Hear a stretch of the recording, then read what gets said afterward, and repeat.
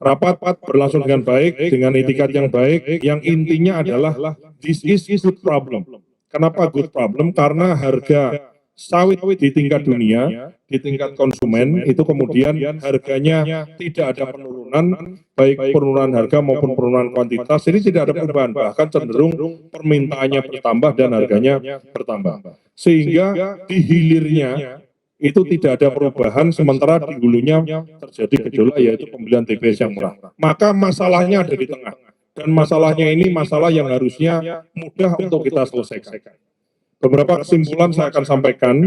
Satu, saya mengulang kesimpulan yang lalu saya sampaikan kepada peserta rapat bahwa kekhawatiran terkait PTDS koordinasi dengan pihak terkait baik itu Danantara maupun saya lapor kepada Mantan dan Pak Menko, disampaikan bahwa PT DSI adalah perusahaan pengelola dan pengawas yang melakukan secara transparan dan akuntabel nantinya, kemudian tidak mengambil keuntungan.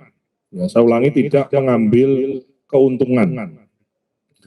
Selain itu juga kemudian ada tahapannya, sehingga kami berharap setelah ini tidak ada lagi kekhawatiran, khususnya adalah pengusaha di hilir dari industri sawit ini, yaitu siapa? Refinery dan juga adalah eksportir. Tahapannya tahap transisi 3 bulan, 1 Juni sampai dengan 31 Agustus, 3 bulan, kemudian diharapkan nanti berangsur-angsur setelah peraturan tahapan-tahapan ditetapkan, kemudian berangsur-angsur satu demi satu perusahaan itu kemudian pengelolaan ekspornya dikelola oleh DSI dan diharapkan 1 Januari 2027 full. Baik itu komoditas sawit, batubara, dan juga komoditas satu lagi yang terkait besi itu kemudian dikelola oleh DSI. Yang kedua, pelaku usaha khususnya di hilir yaitu refinery dan eksportir untuk tetap melaksanakan atau melakukan transaksi perdagangan seperti biasa melalui acuan harga KPBN dan menghindari terjadinya WD atau withdraw terhadap harga yang terbentuk secara wajar. Jadi ada pembentukan harga lelang di KPBN mengacu pada harga CPO dunia dan lain-lain, dan kita menginginkan dan kami meminta kepada pelaku usaha sawit di hilir itu acuan KPBN itu jadi acuan dan kemudian hindarkan withdraw, sehingga begitu pembelian besar dengan harga yang baik, sekali lagi karena di luar negeri sana harganya nggak ada perubahan dan juga tidak ada perubahan permintaan dalam volume, sehingga diharapkan pembeliannya besar, sehingga ini berimbas ya efek dominonya kepada PKS dan juga pembelian TBS di tingkat petani bisa sesuai dengan ketentuan atau ketetapan yang ditetapkan. Yang ketiga, kepala daerah, baik itu gubernur, bupati, dan atau wali kota, serta dinas-dinas terkait, menindaklanjuti Permentan 13 tahun 2024 itu sudah diatur semua.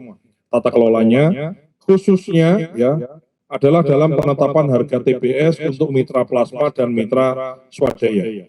Jadi dari 38 provinsi, baru beberapa provinsi yang kemudian melaksanakan atau menindaklanjuti Permentan 13 ini dalam kemudian secara provinsi itu menentukan harga pembelian TBS-nya, yang melibatkan Pemda, melibatkan pabrik PKS-nya, melibatkan asosiasinya, mengacu pada harga sawit di pasar global dan lain-lain. Itu baru beberapa provinsi, dan kami meminta setelah ini kami akan menindaklanjuti ke seluruh kepala daerah agar tindak lanjut dari Permentan 13 ini kemudian bisa dilaksanakan, sehingga harga yang menjadi acuan setiap wilayah atau provinsi itu kemudian bisa terbentuk kelompoknya, kemudian harganya bisa kemudian ditetapkan, karena baru beberapa provinsi yang sudah menetapkan.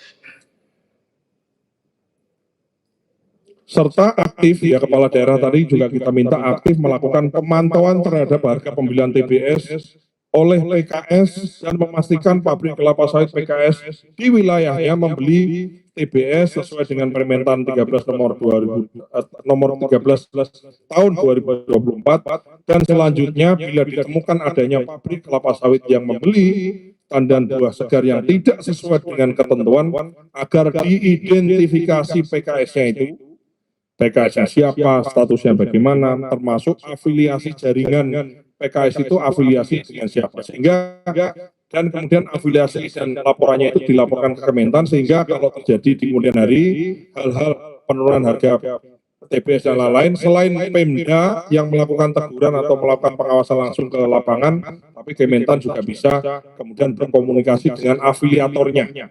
Itu kesimpulan nomor 3. Yang nomor 4, jika ada pelanggaran kegiatan-kegiatan sesuai dengan Permentan, tentu ada sanksi administratif dan juga pencabutan izin barangkali gitu. Dan jika ada pelanggaran hukum, tentunya Kementan menggandeng Satgas Pangan. Dan kemudian setelah disampaikan informasi ini sama juga kesimpulan 2 hari yang lalu, pelaku industri hilir khususnya refinery dan eksportir melakukan kegiatan sebagaimana normalnya sampai dengan tahapan transisi itu kemudian ditetapkan. Sehingga harusnya dengan adanya DSI ini, pelaku usaha yang selama ini baik-baik saja, itu tidak akan ada imbasnya apapun. Tidak akan ada perubahan, tidak akan dirugikan. Ya. Tujuan dari diberlakukannya satu pintu ekspor ini bukan kok DSI diminta cari untung dari situ, bukan. Objektif atau tujuan dari pemerintah adalah untuk meminimalisir atau untuk mengidentifikasi dan meminimalisir kerugian-kerugian negara atas praktek-praktek yang selama ini diduga dilaksanakan oleh oknum-oknum tertentu dalam perdagangan ekspor sumber daya alam kita. Jadi objektifnya itu bukan untuk nyari untung di DSI, bukan, tapi objektifnya adalah menertibkan. Yang tertib jalan terus. Nah, yang belum tertib ditertibkan, praktek-praktek seperti under invoicing dan underpricing atau transfer pricing itu kemudian bisa kita berantas sehingga semua dikelola dengan tertib, adanya keadilan ekonomi yang baik, dan negara mendapatkan penerimaan negara sebagaimana mestinya. Itu yang menjadi tujuan dari diberlakukannya satu pintu ekspor tadi. Yang terakhir, yang keenam adalah diminta, ya, kami atas nama pemerintah meminta ke semua pelaku usaha industri sawit setelah diumumkan ini transaksi perdagangan dilakukan secara adil, baik dari hulu sampai dengan hilirnya, dan dengan harga pembelian TBS yang sesuai dengan harga acuan CPO di wilayah masing-masing.